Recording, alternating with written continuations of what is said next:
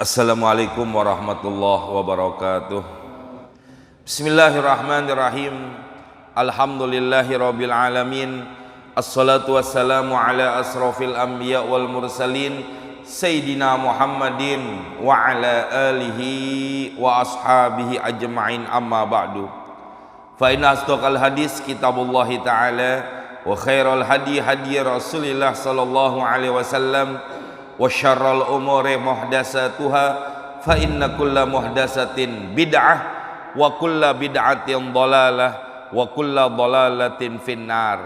Rabbi israh li sadri wa yassir li amri wahlul 'uqdatam min lisani yafqahu qawli, amin. Ayyuhal hadirun wal hadirat rahimakumullah, para asatiz, para hujaj, bapak-bapak, ibu-ibu, saudara-saudara jamaah majelis ilmu yang kami muliakan. Alhamdulillah, di pagi hari ini dengan nikmat sehat wal afiat, nikmat iman wal Islam, Allah kumpulkan kita di Masjid Al-Mubarakah dalam rangka kita thalabul ilmi. Mudah-mudahan Allah berikan kita hidayah dan taufiknya, senantiasa Allah tambahkan nikmat kita sehingga kita bisa selalu bersyukur kepada Allah Subhanahu wa ta'ala. Amin ya rabbal alamin. Mari kita lanjutkan pengajian kita di akhir daripada bab tentang rukun-rukun salat, yang kemarin adalah tentang pembacaan salam. Bismillahirrahmanirrahim. Wahal yajuzu salamun alaikum bitanwini fihi wajhani al asahhu indar rafi'i al jawazu qiyasan alat tasyahudi lianna tanwina yakumu maqamal alifi wal lami. Wa hal yajuju salamun alaikum bitanwin, apakah boleh kalau kita membaca salam pada waktu sholat dengan kalimat salamun alaikum? Kan harusnya assalamu alaikum, yang wajibnya sampai situ ya. Adapun warahmatullah itu tambahan sunnah, mau dipakai boleh, nggak dipakai juga nggak apa-apa. Harusnya itu assalamu alaikum pakai alif lam. Sekarang tapi alif lamnya dibuang, dipakai tanwin doang, salamun alaikum fihi wajhan. Pada perkara ini ada dua pendapat. Al asahu indar rafi, yang paling sahih menurut pendapat Imam Rafi'i. Apa kata beliau? Al jawazu, boleh, nggak apa-apa kalau orang baca salamun alaikum warahmatullah, salamun alaikum warahmatullah, boleh nggak apa-apa. Tapi kan kebanyakan kita kadang-kadang bukan salamun bacanya, ya, salamualaikum, salamu.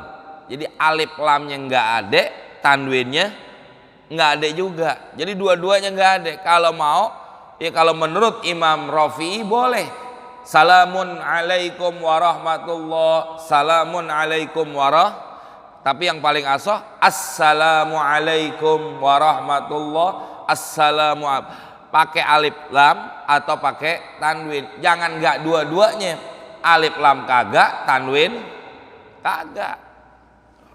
Ya, ini yang bahaya. Alasannya kenapa?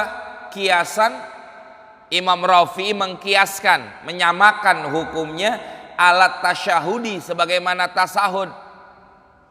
Coba tasahud kan yang paling pendek, ya.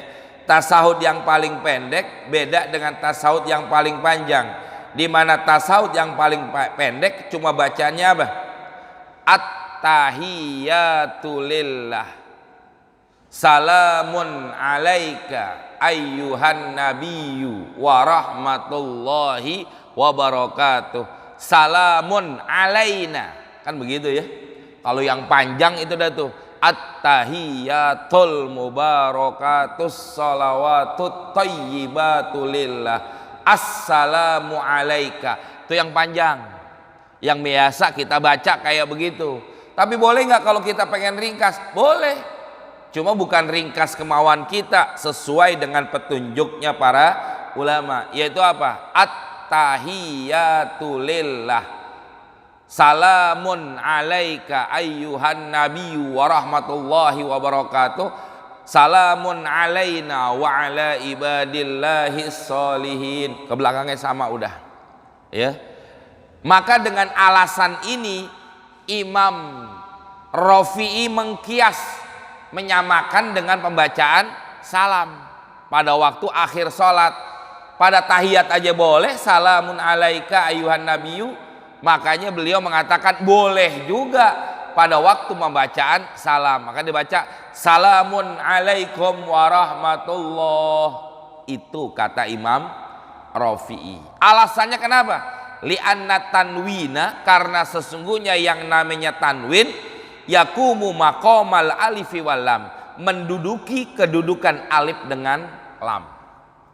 Makanya kalau kita pelajari itu ya dalam ilmu nahwu juga, bahwa kalau ada alif lam tanwinnya hilang, kalau ada tanwin alif lamnya hilang, kan begitu ya. Nggak mungkin ngumpul antara alif lam dengan tanwin, karena memang itu adalah dia sesuatu pengganti. Ada alif lam, tanwin hilang. Ada tanwin, alif lam hilang. Makanya alasan inilah yang dipakai oleh Imam Rafi'i. Tapi lawannya Imam Rafi'i berpendapat, wa qala an-Nawawi, Imam Nawawi berpendapat, memang dia berdua mulu nih daripada imam muridnya Imam Syafi'i, Imam Rafi'i lawannya Imam Nawawi. Kalau nanti ada lagi Imam Ibnu Hajar berbeda lagi dengan pendapat yang lain. Al-asahu, kata Imam Nawawi, beliau berpendapat yang paling sahih, al-mansusu, yang telah dinaskan ya oleh Imam Syafi'i sendiri, la yudzi, tidak cukup kalau orang membaca kalimat salamnya dengan tanwin. Kata Imam Rafi'i, la yudzi, tidak dianggap cukup. Alasannya kenapa? Li'adami wurudihi huna, karena tidak ada hadis-hadis yang warid, hadis-hadis yang terdapat di dalam masalah ini. Jadi nggak ada hadis yang menerangkan bahwa salam itu boleh nggak pakai tanwin, boleh nggak pakai alif lam, nggak ada hadisnya. Tidak ada keterangan seperti itu dalam hadis-hadisnya. Maka dengan ini Imam Nawawi mengatakan nggak boleh kalau baca salam pakai tanwin. Palau lam yunawwin lam yudzi bittifaqi saykhaini. Ya. Palau lam yunawwin, kalaulah tidak ditanwinkan, lam yudzi, maka tidak dianggap cukup, bittifaqi saykhaini, dengan mufakatnya dua guru kita, yaitu Imam Rafi'i atau Imam Nawawi. Artinya begini jamaah, kalau kita mau pilih dah tuh, mau pendapatnya Imam Rafi'i yang pakai salamun alaikum warahmatullah pakai tanwin, atau kita pilih pendapatnya Imam Nawawi assalamu alaikum, kan begitu. Jangan enggak dua-duanya. Salamu alaikum, salamu alaikum, salamu alaikum. Ada nggak alif lamnya? Nggak ada. Tanwinnya nggak ada, nggak sah. Salamu alaikum. Ini kan banyak kan kita kadang-kadang kalau istilah orang diseret, bacaannya tuh diseret. Diseret apa dia apa? Diayun. Ya. Salamu alaikum. Salamu. Kan hilang, alif lamnya hilang, tanwinnya.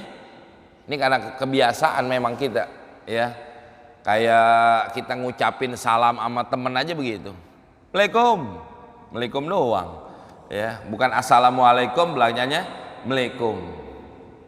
Betul ya, emang orang kita suka ngeringkas, ya, suka motong-motong, seenaknya aja dipotong, ya.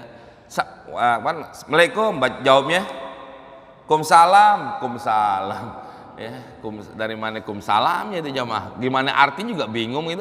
Kumsalam. Inilah yang kadang-kadang jadi tanpa kita sadari merusak daripada ibadah-ibadah kita, ya. Titik itu.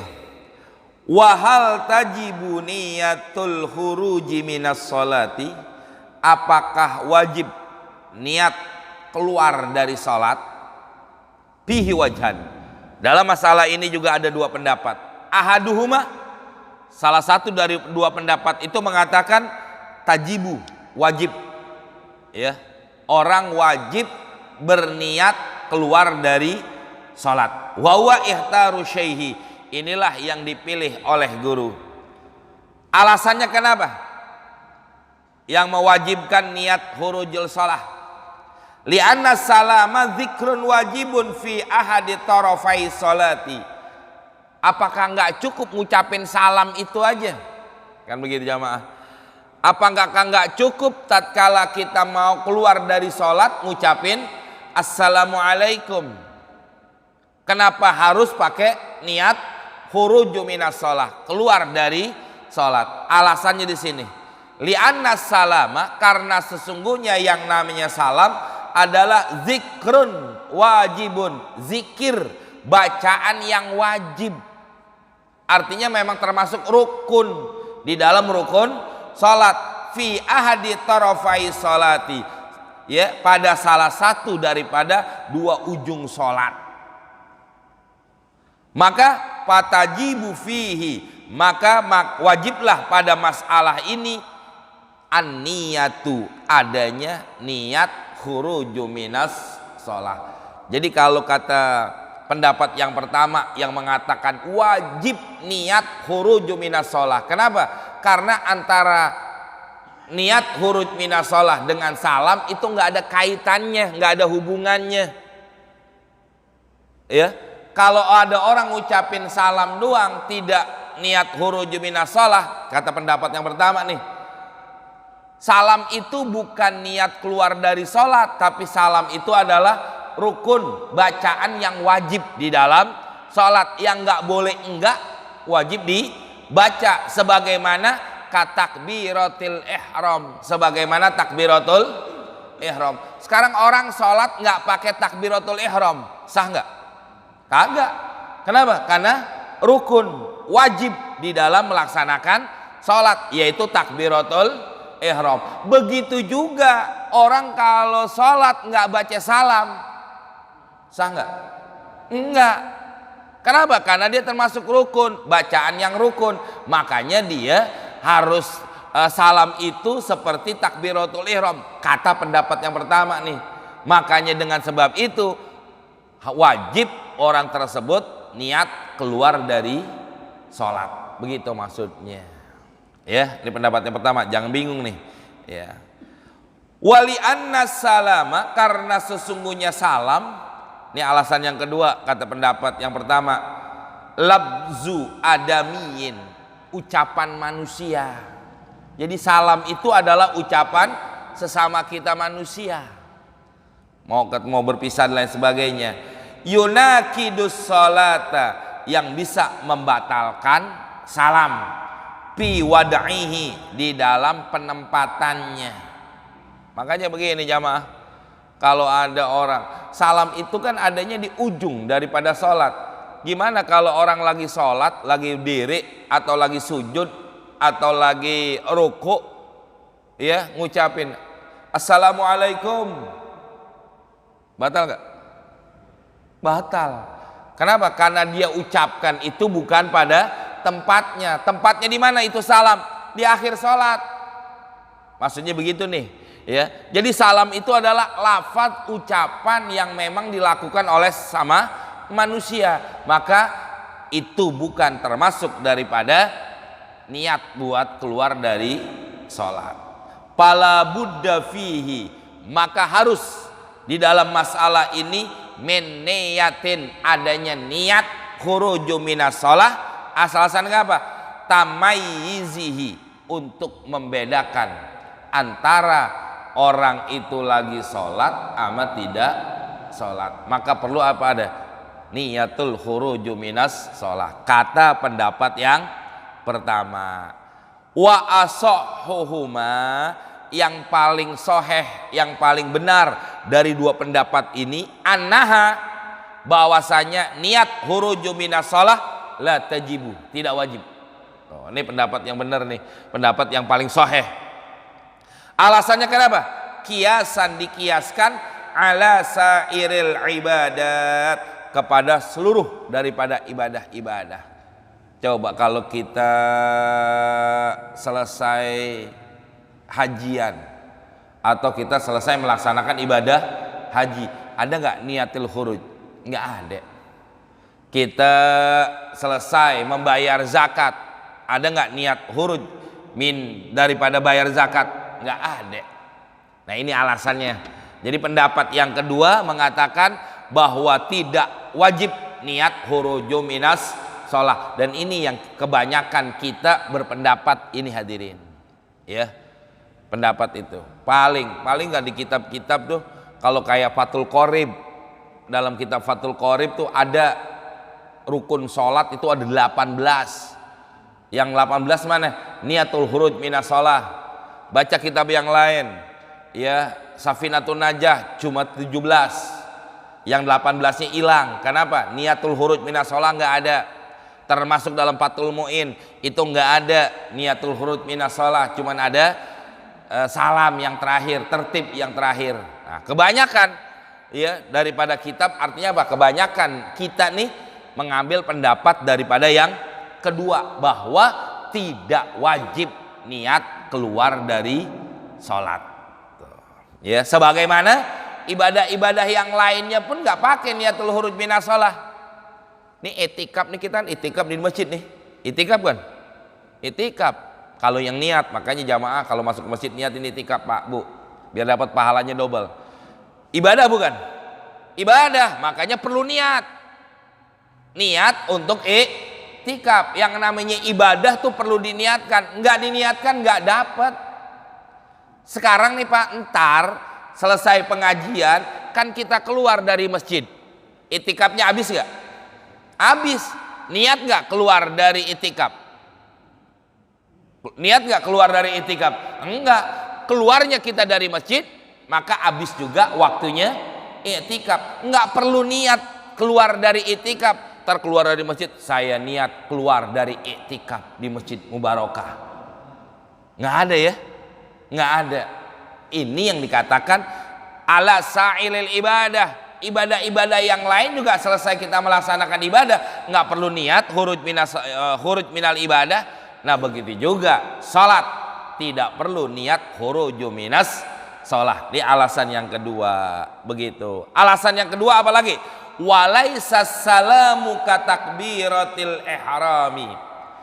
Bukanlah yang namanya salam seperti takbiratul ihram. Kan kalau pendapat yang pertama disamakan kedudukan antara takbiratul ihram dengan salam. Tapi pendapat yang kedua mengatakan salam dengan takbiratul ihram beda, nggak bisa disamakan. Alasannya kenapa? Li'anna takbiro, karena sesungguhnya takbiratul ihram fi'lun, satu fi'il, satu perbuatan, taliku bihin niyatu, yang ada kaitannya, yang ada hubungannya dengan takbiratul ihram itu adalah niat. Ya, makanya waktu kita di antara rukun sholat yang 17, salah satunya apa? Niat.